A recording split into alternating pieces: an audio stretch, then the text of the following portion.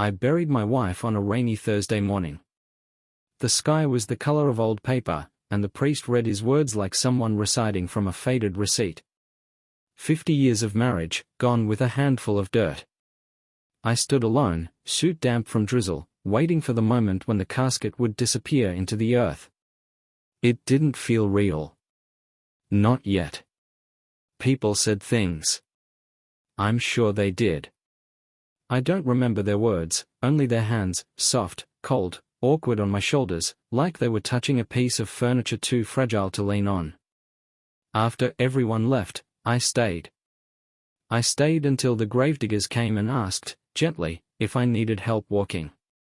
I waved them off, walked back to the car, and drove home in silence.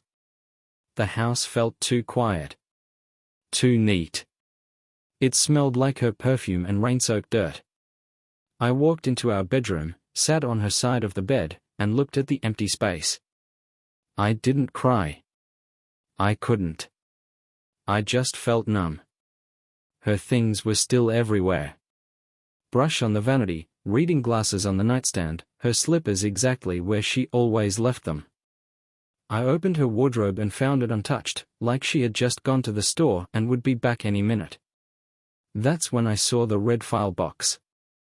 I don't know why I noticed it. It was small, buried behind showboxes and scarves. I almost didn't touch it. But something, curiosity, maybe instinct, told me to. The box wasn't locked. I opened it and found envelopes. Dozens of them. Each one labeled in her handwriting. May 1981, December 1994, March 2008. At first I thought they were old letters. Maybe journals. But then I opened the first one. It was a photograph. A photo of my wife in bed. But not with me. She was naked. Laughing. Her face flushed with excitement. And the man next to her. I knew that face. It was David. A neighbor. A friend. He had helped me install our garage door. The second envelope held another photo. A different man. A hotel room. Her in lingerie I never saw before. The third envelope had a DVD. I didn't even want to know what was on it. I stared at the box, my hand shaking. 50 years. I sat down and opened another. This time, it was a letter. Wednesday nights were always the best, it began. John never suspected. He watched his football, I snuck out the back door. The handwriting was definitely hers. The tone was cruel. Cold. Clinical. There were pages of this. Her writing, her voice, describing her lovers with detached amusement. Their bodies. Their habits. Comparing them. Rating them. I stood up and staggered to the kitchen. Threw up in the sink. My hands were trembling. My chest felt like it was caving in.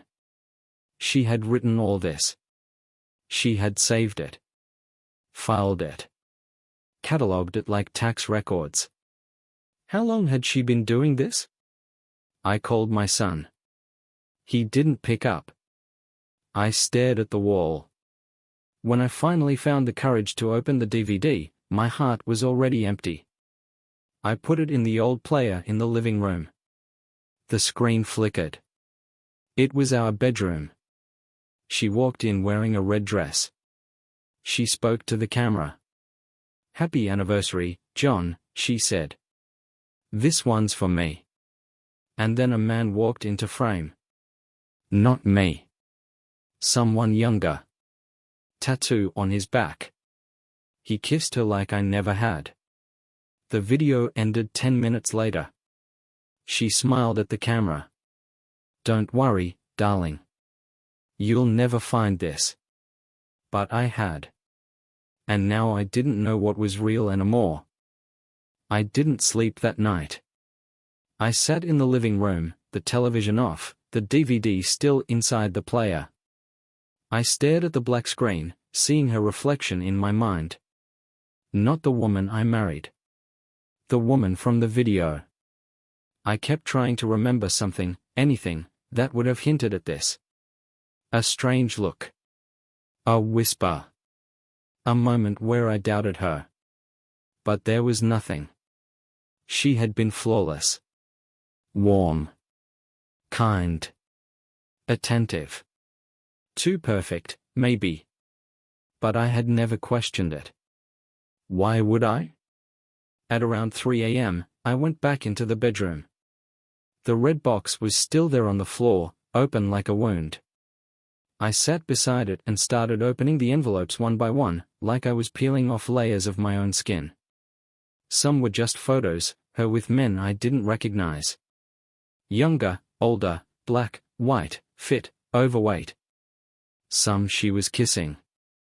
Others she was doing more. All of them had her smiling. A smile I never saw. A smile of hunger. Control. Then came the letters. Some were confessions. Some were taunts. One read, "I only needed one lie." Just one. After that, everything was easy. Another, he always thought he was in control. But he was the most controlled of them all. The worst was dated July 1986. The year our son was born. I'm pregnant. I'm almost sure it's Thomas's. Not John's. But it doesn't matter. He'll raise it like it's his. That's the beauty of this game. Lies wrapped in love. I dropped the letter and screamed.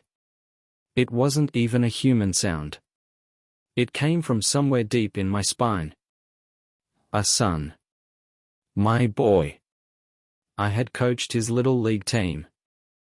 I had held him the night he broke his arm. I had taught him to drive. All the fatherly pride, the memories, they twisted like worms in my gut. Who was I if none of it was mine? I stumbled into the kitchen, hands shaking, and opened the liquor cabinet. I hadn't touched alcohol in years. That night, I drank like it was medicine. And maybe it was. I passed out sometime before dawn. When I woke up, I was on the floor, my back stiff, the light too bright. The red box was beside me, open like a mouth. I needed answers. So I drove. David lived 2 blocks away. I parked in front of his house and sat there for 10 minutes, watching. I had known him for decades. He'd helped me build my deck, fixed my fence, brought pie over at Thanksgiving. I had cried in front of him when my dog died.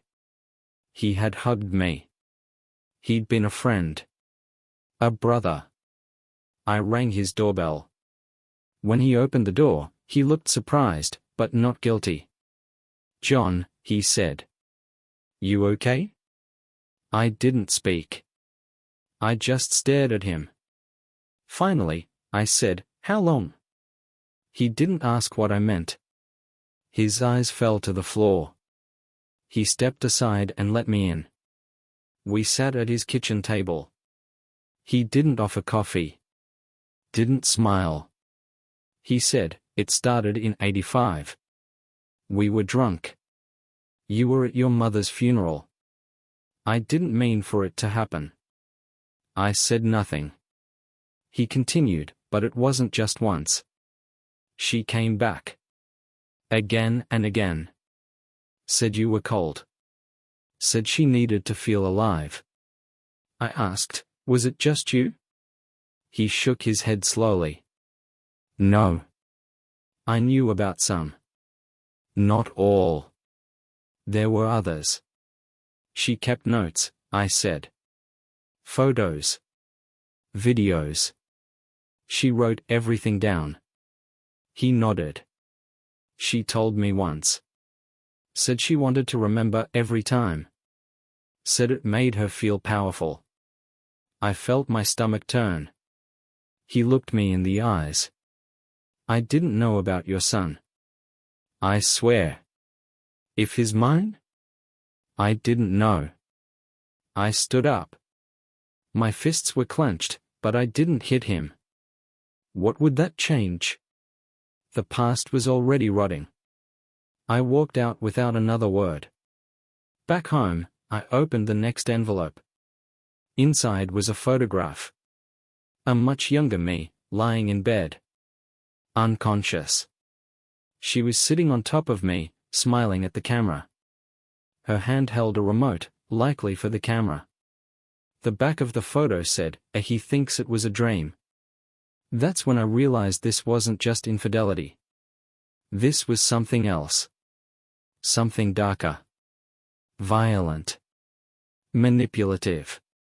She hadn't just lied. She had used me. And I let her. The next morning, I woke up with the taste of metal in my mouth and a memory I couldn't shake. Her smile. That disgusting, satisfied smile in the photo. Like she'd won something. Like I'd been part of a joke and she was the only one laughing. I didn't eat. I didn't shave. I didn't even put on shoes. I just sat in the kitchen, the envelope in my hand, and stared at it for an hour. Then I picked up the box again. There were still dozens of letters inside. Some sealed, some not. I chose one at random, thick paper, expensive. Dated March 1997. I opened it with shaking fingers. It began. Had dinner with George again tonight. He brought the wine. I brought the dress. The green one you hate. He likes it. He likes me in ways you never could. George. My best friend since college. Godfather to my son. He had given a toast at our 25th anniversary. I kept reading. He says he loves me. He says he wants to leave his wife. But I won't let him. Not yet. It's more fun like this. It's dangerous. And John is clueless. It makes it even better. There was more. Details. Places. Times. The car. The cabin. I threw the letter against the wall. It fluttered down like a dead bird. I called George. He picked up on the second ring. His voice was cheerful. John. Man, it's been a while. I said nothing. My throat was dry. Finally, I said, "How long were you screwing my wife?" Silence. Then, a breath. John? I. Don't lie, I said. I have the letters. He sighed. I heard it. A long, tired sigh, like he'd been waiting for this moment for years. Since 1995, he said. On and off. I didn't speak. He added, I always loved her. Even in college. You got her first.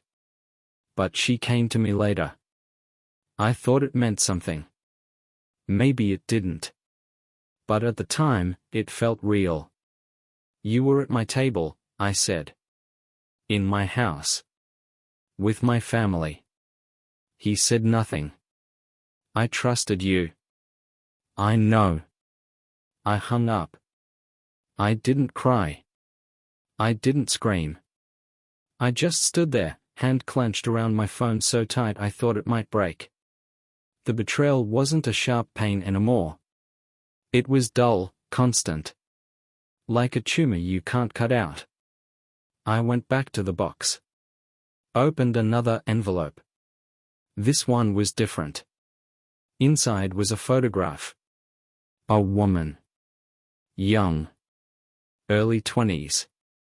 She looked familiar. Same eyes. Same cheekbones. But it wasn't my wife. There was a note attached. Her name is Claire.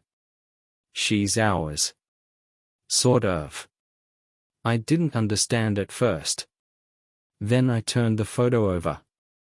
It said, born July 1993. Father unknown. Raised by a aunt.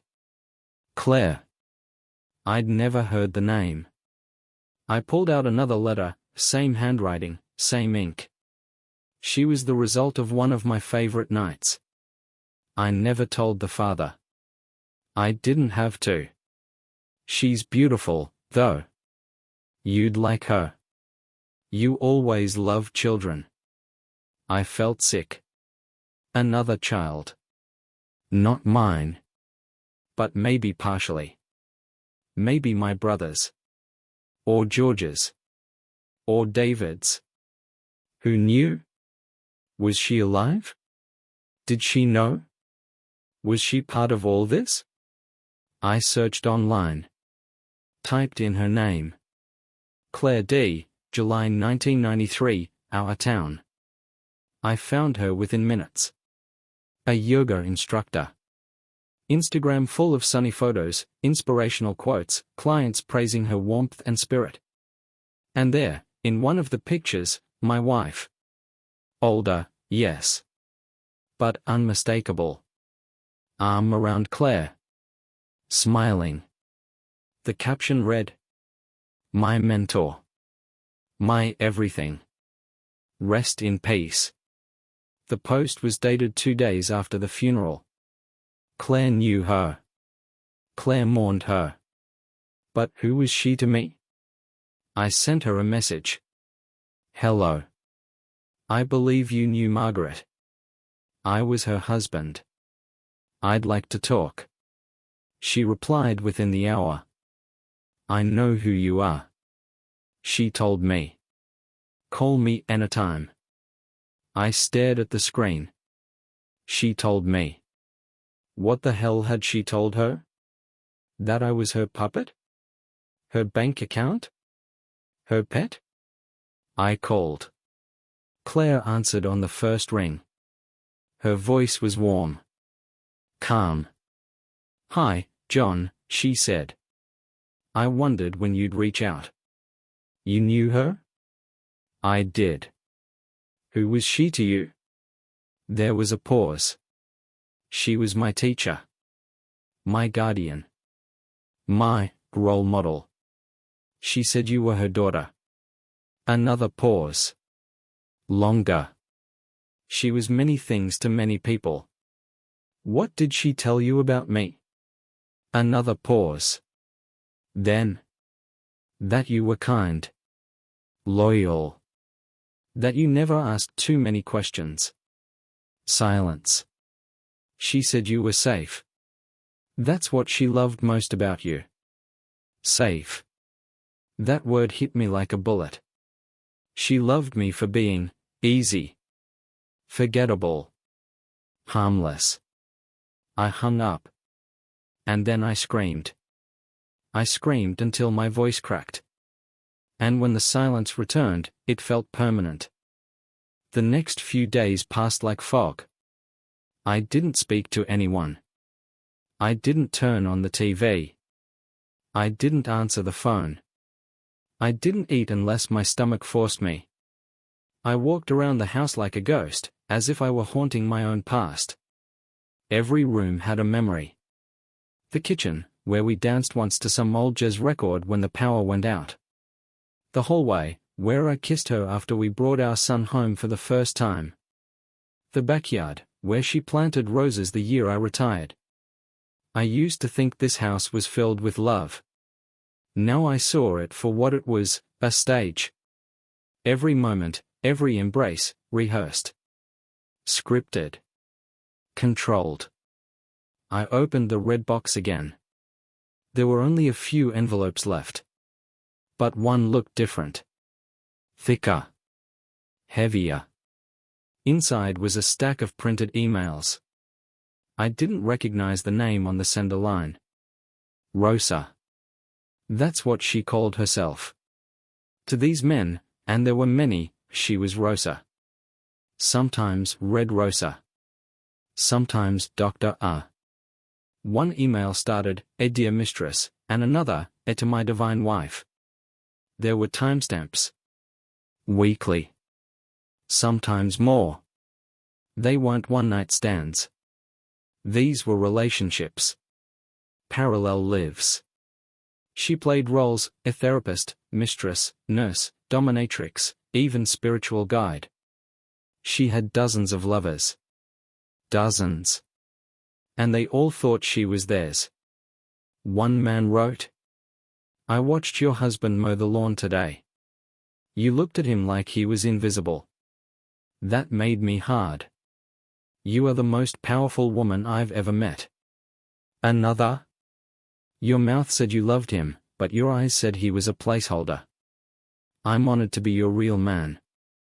One more, "Did he ever ask why you always wore red when you came home from seeing me? Does he know red means it taken?" I felt like vomiting. She had a system. Mondays were for Dr. Charles. Tuesdays, Lenny from group. Wednesdays, that was always open night, her notes said, for spontaneity and creativity. Thursdays she usually skipped, unless she felt particularly frisky. Friday was always me. Just me. The husband. The dull one. She had built a life where I was the anchor, heavy, unmoving, and everyone else floated around me, free, joyful, desired. I wasn't her partner. I was her alibi. I wasn't her love. I was her camouflage. How long had I been the blind man in a room full of light? The answer came from an unexpected place. A letter. From her. Handwritten. Addressed to me. The envelope was tucked in a separate folder, labeled, "If he ever finds out." I stared at it for a long time before opening it. The handwriting was neat. Familiar. My name at the top. "John," it began. "If you're reading this, then the illusion is over. I don't know if you're furious. I don't know if you're broken. I suppose both. You have every right. I could say I'm sorry, but it wouldn't mean much now. So I won't insult you. What I will say is this. You were the only one I never lied to about love. I never told you I loved you when I didn't. And I did love you, in my own way. You were peace. You were silence. You were gravity. I needed you like I need sleep. You kept me sane. But I also needed noise. Fire. Chaos. Touch. And you didn't give me that. You couldn't. That's not your fault. I thought I could do both, have the calm and the storm. You were my home, but I couldn't live only at home. I needed to walk barefoot into fire sometimes. And maybe that makes me a monster. But I want you to understand something. Everything I did, every lie, every betrayal, I still came home to you. I always did. Because you were the safest place in a world full of danger. I don't expect forgiveness. But I hope, in your heart, you remember the quiet moments. The Sundays. The laughs. The real ones. Because they were real. Even if everything else was not. With all the broken pieces of love I have left. Margaret. I read it 5 times. 10. By the 15th, I couldn't feel my legs anymore. I sat on the floor, the letter in my lap, staring at the ink as if it would vanish. I don't know how long I sat there. Maybe. I wasn't angry. I wasn't sad.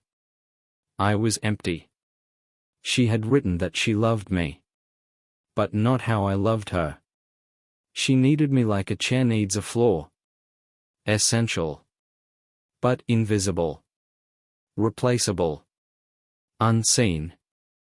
I was her quiet place, while she screamed her name in other beds. And the worst part? I believed her. Every word. I didn't sleep that night either. I lay awake on the couch, staring at the ceiling, trying to understand how a life could fall apart after it was already over. The house felt colder. Even the walls seemed to lean away from me now, like they knew. Around 6 a.m., I got up and went into the attic. I don't know why. Maybe I was looking for something that would contradict everything I had found. Something to remind me that once, this had been real. That my life wasn't just a long, well-rehearsed lie. The attic was filled with boxes, dust, forgotten photo albums. I opened one labeled Vacation 2003. The photos were there, me and Margaret on the beach, smiling. Her in a red bikini. Me, thinner and less broken. I stared at the photo. We looked happy. But now I wondered, who was holding the camera? Who had taken the pictures when I thought we were alone?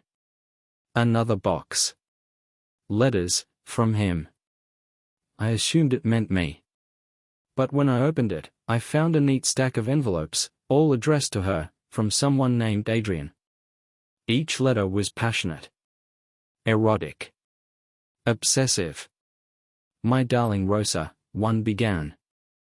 I think about the way you moved last Thursday. The way you whispered my name. I want to brand it into my skin. Another? You said he would never find out. That he was blind. That he was more useful than loved. Do you still believe that? Another? Send me another photo. One where you're in his shirt again. That drove me crazy. There were dozens of them. Each signed with the same flourish, forever yours, A. I searched my memory. I didn't know any Adrian. But clearly, he knew me. Intimately. He knew our house. My clothes. My habits. There was one photo tucked between the letters. It was of my wife. Naked, yes, but that wasn't the worst part. She was sitting on our kitchen table. The same table I was eating breakfast at 2 days ago. Her legs spread, one heel digging into the wood. And she was laughing. In the background, a sliver of me. My shoulder. I was in the frame. Asleep. On the couch behind her. My stomach turned. She had used our home like a hotel. A bed. A bathroom. A table. Nothing was sacred. And I had been there. I started tearing through boxes. Ripping open anything with her handwriting. Looking for answers. Looking for something, anything, that told me I wasn't insane. In one of the boxes I found a VHS tape. Hand-labeled, A Training, April 1991. I didn't know what that meant. But I still had an old player. I loaded the tape. The footage was grainy, black and white. A room. Bright fluorescent lights. My wife, Margaret, standing with a group of women. Wearing a robe. A woman off-screen was speaking. You've all been selected for the companion program. You are here to become ideal partners. Men want comfort, consistency, mystery, and submission. You will provide this. Margaret didn't flinch. She was listening. The woman continued. Your job is to become indispensable. Not unforgettable. Safe. Reliable. Replaceable only in death. You are not to fall in love. You are to simulate it. Margaret raised her hand. Yes, the instructor asked. Margaret said, what if we enjoy it? What if we want both, safety and fire? The instructor paused. You must choose. If you want fire, you don't belong here. The tape ended there. My mind went blank. What was this? A cult? A program? Government? Some psychological experiment? Was she assigned to me? Was our marriage part of something else? I suddenly couldn't breathe. My chest was tight. I opened the window and leaned out, gasping. I was starting to believe nothing in my life was real. Not even my choice in loving her. What if I was manipulated?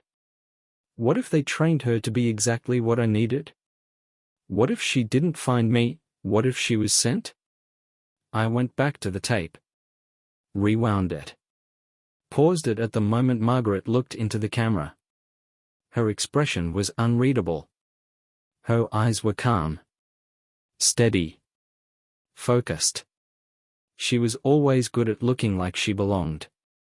I never realized how little I knew about her before I proposed. She had no family. No siblings. No job history I ever verified. She told me once she'd been adopted. But there were no photos. No documents. Just her smile. Her warmth. Her ability to make you feel like you were the only person in the world. It had worked. I had given her my name. My house. My life. And now, I wasn't even sure if she was real. Or just something made to look like love. The door was behind the bookshelf. I wouldn't have found it if I hadn't knocked the shelf over by accident. I was looking for more old VHS tapes. I pulled too hard, and the entire thing tipped forward. Books spilled across the floor, and that's when I saw it, a thin seam in the wall, the faint outline of a door frame. Hidden. Painted over. But it was there. I stared at it for what felt like minutes. My heart thudded in my chest. I wasn't ready. But I had no choice. There was no handle, just a small groove. I slid my fingers in, pulled gently. It creaked open, revealing a staircase. Downward. A basement I didn't know existed. The air was colder. Musty. I took one step. Then another. The stairs groaned beneath my weight. At the bottom, there was another door. Metal. Locked with a keypad. I nearly turned around. I should have. But I noticed something, four faint numbers etched into the dust on the wall beside it.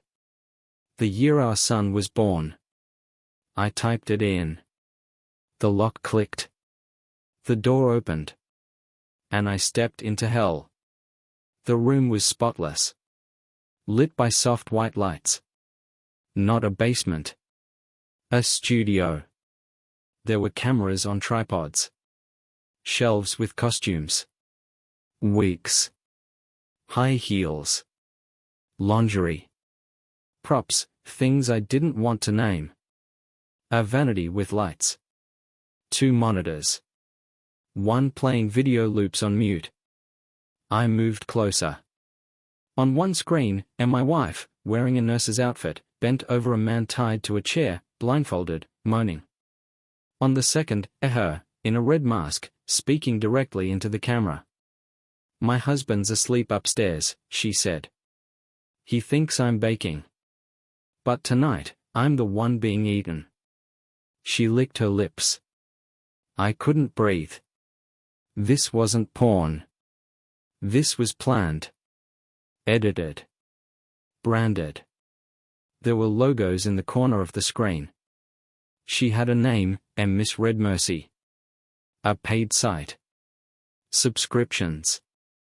I opened the drawers. Contracts. Invoices. Bank records. Over 25 clients. Regulars. Some VIP. Tiers of access. She had made more money than I ever had in my best year. Under a false name. In our house. While I mowed the lawn. I sat down, numb. My knees gave out. I fell onto the floor, shaking.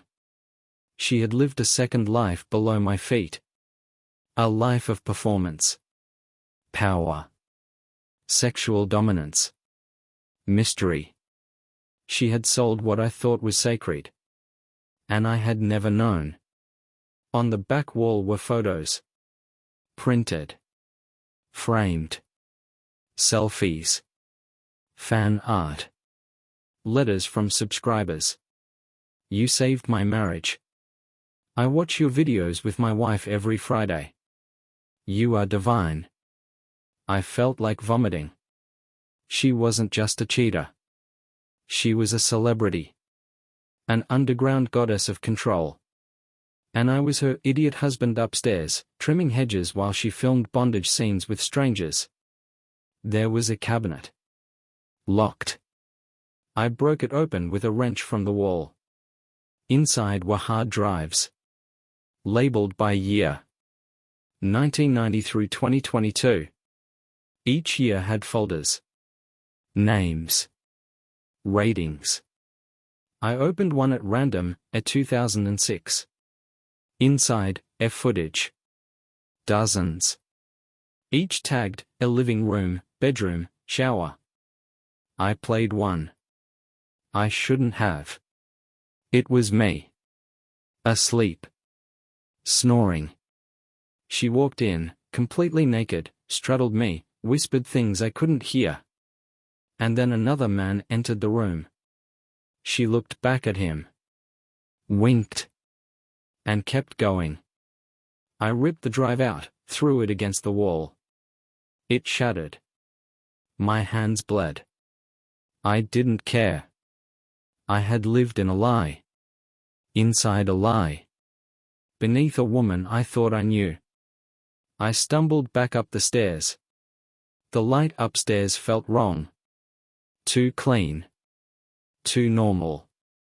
I went into the bedroom. Her perfume still hung in the air. I looked at her side of the bed. The pillow still dented from her head. How many nights had she come back from that room, washed up, kissed me goodnight? How many times had I told her I love you with her makeup from another man still smeared on her lips? I sat down. And I cried. For the first time since the funeral, I cried. Not because she was gone. Because I missed the woman who never existed.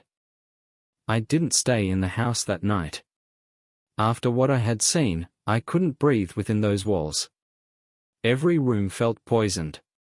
Every surface was tainted with some version of her I never knew, her real self, her false selves, her secrets crawling behind every photo, every drawer.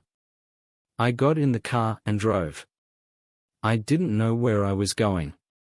I didn't pack a bag. I didn't bring food. I just drove. 4 hours. Eventually, I pulled into an old motel off Highway 14, the kind with flickering neon signs and paper-thin walls. I paid cash. I didn't want a record. I sat on the edge of the bed and tried to remember the last time I truly knew who my wife was. The truth was, I never did. I thought I knew Margaret. But now I realized she had never been Margaret, not really. She had been Rosa, and misread Mercy, and whoever she needed to be. I needed answers. I needed someone who knew her before I did. The next morning, I drove to the town where she had claimed to grow up. It was 3 hours away. A small place, population barely 800. Margaret always told me she had been raised by her aunt and moved away at 18. But when I visited the county office, no records came up under her birth name. Not a single one. No school enrollment. No hospital records. No driver's license before age 21. She appeared in the system like a ghost, suddenly existing only after she met me. I stopped by the library. Searched the town's archives.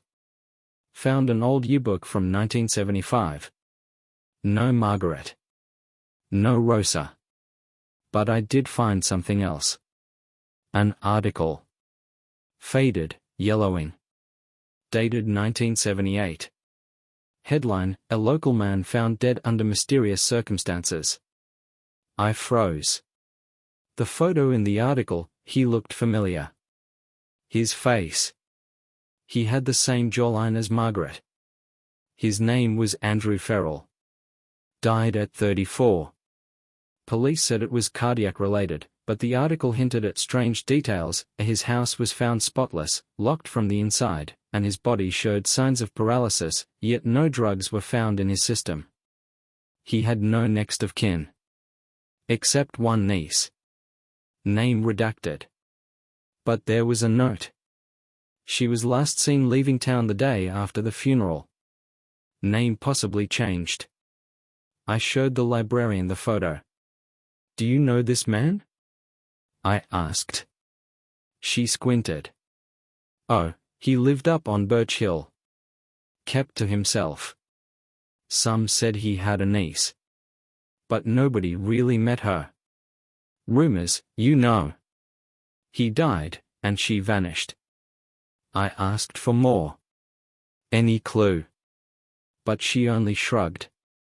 "You know who you should talk to," she said. "The old preacher. Reverend Dalton. He's in the home now, just outside town. Used to know everyone back then." That afternoon, I found the home. A quiet place with yellowing walls and soft gospel music playing in the background. I asked for Reverend Dalton. They wheeled him out into the sunroom. He looked like a husk of a man, but his eyes, sharp. Alive. Watching me. "I'm looking for someone," I said. "She might have gone by Margaret Farrell. Or Rosa. She lived here years ago. With her uncle." He didn't blink. "She came back," he whispered. I felt my skin crawl. "You knew her?" I asked. He nodded, slow. Like his head weighed too much. "She wasn't right," he said. "Something about her. The way she looked at people. Like she wasn't seeing them, just scanning." He paused, then added, "She asked me, once, if I believed a soul could be engineered. Not earned. Not grown. But made. What did you say?" I said souls are sacred. Given by God. "And what did she say?" He looked at me, dead in the eye. "She said, then I must not be real." I couldn't speak. "She was dangerous," he continued. "Men followed her like dogs. Then disappeared. Nobody ever proved anything. But she always came back, with new clothes. New stories. New names." I showed him a photo. The last one I had taken of her before the funeral. Her smiling on the porch, waving at me. He stared for a long time. "That's not the same woman," he said quietly. "Same face. But something's missing. Something behind the eyes." I left the home shaking. What had I married? Who had I let into my home? Back at the motel, I opened my laptop. Typed in her old email address. It had been disconnected. But then I noticed a strange message in my spam folder. Sent a few days before the funeral. No subject line. No sender name. Just one sentence. "If you go down there, don't look in the green box." I stared at it for an hour. There was no green box in the basement. At least, not that I had seen. I didn't sleep that night either. The message haunted me.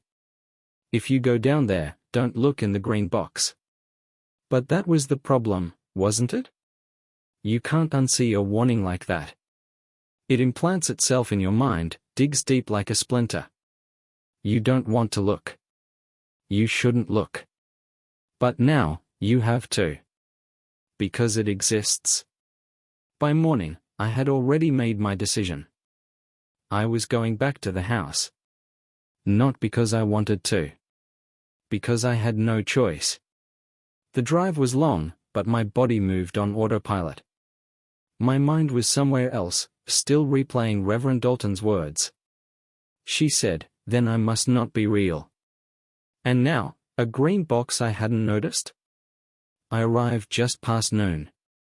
The house looked like a crime scene, even though no police had ever been here. Just silence. Stillness. Like the walls were holding their breath. I walked straight to the basement. It no longer frightened me.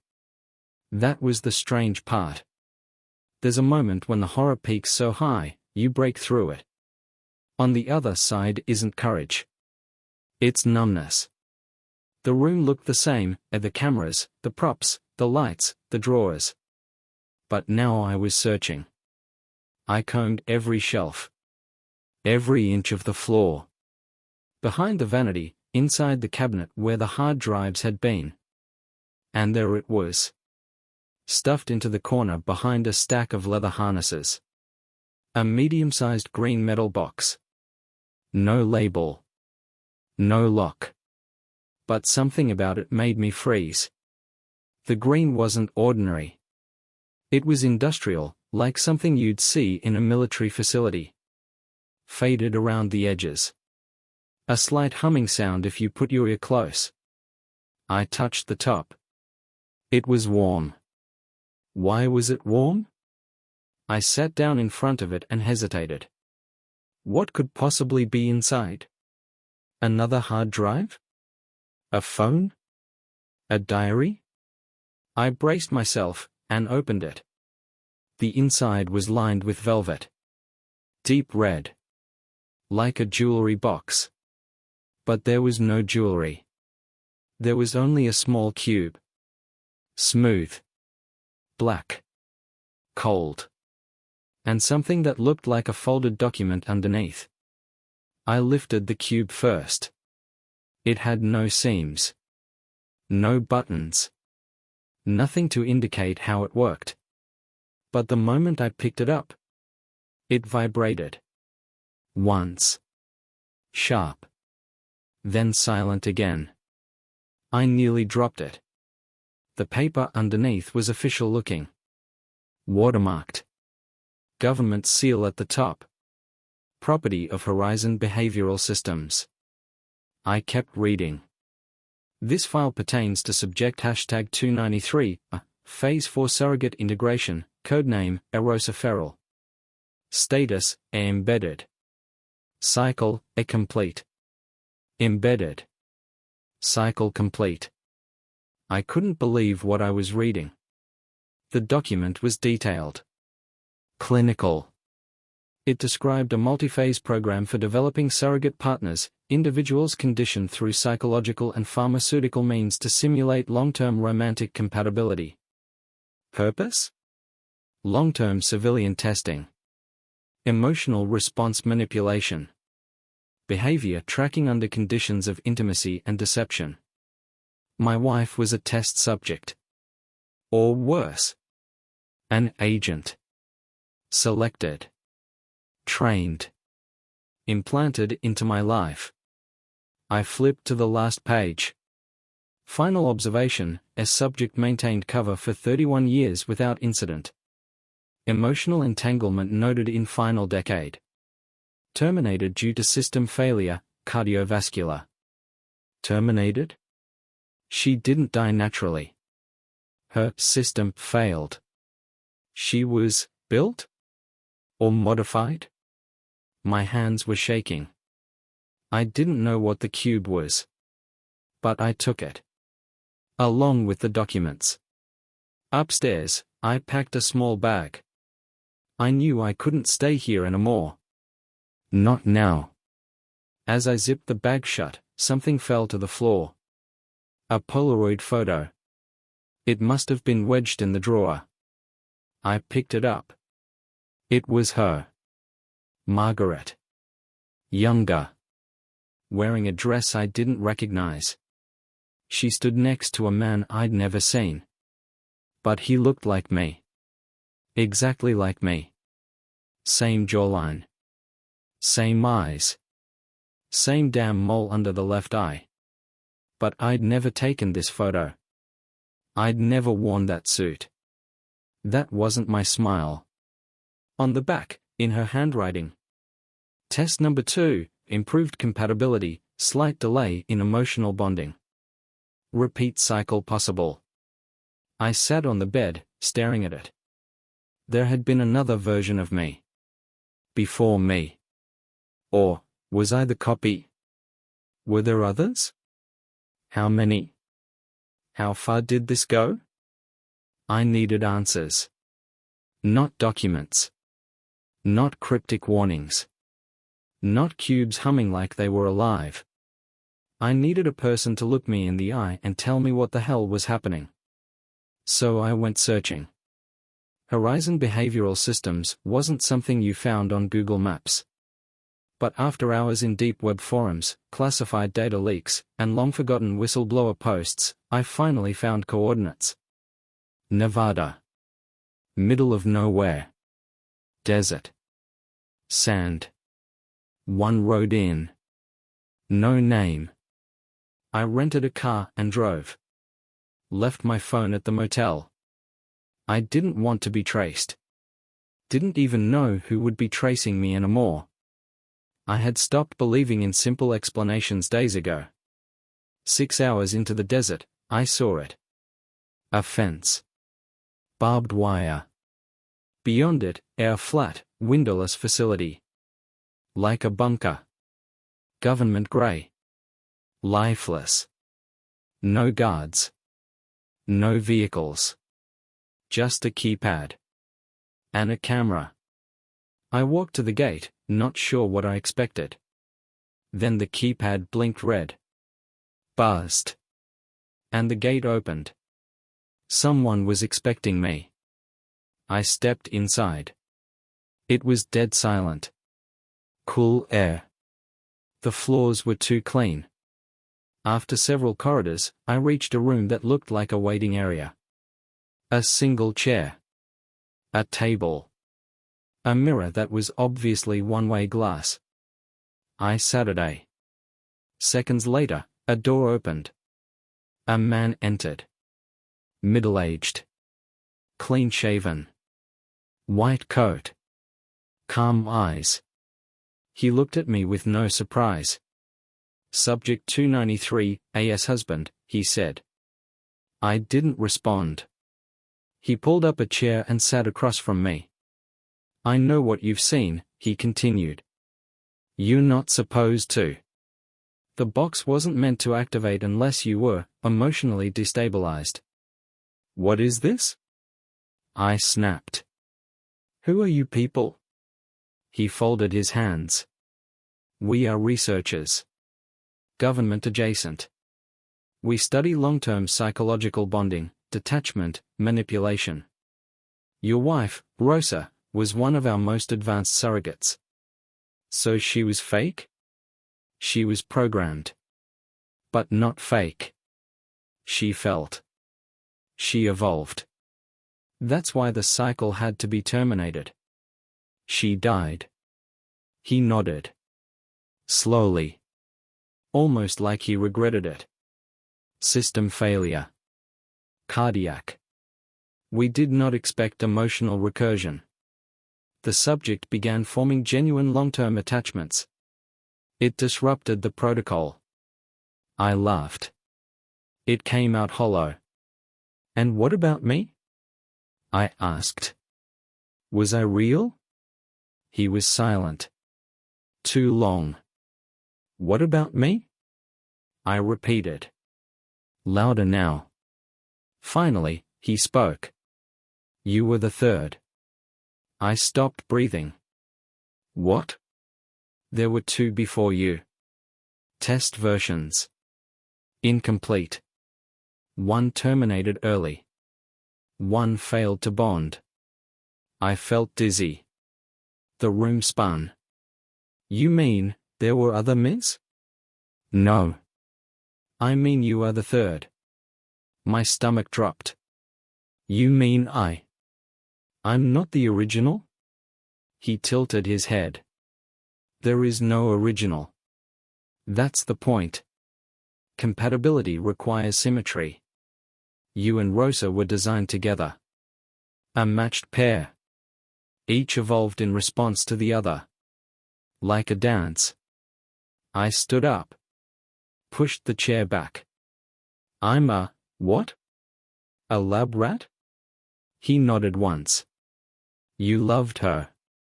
That was the point. I didn't choose that.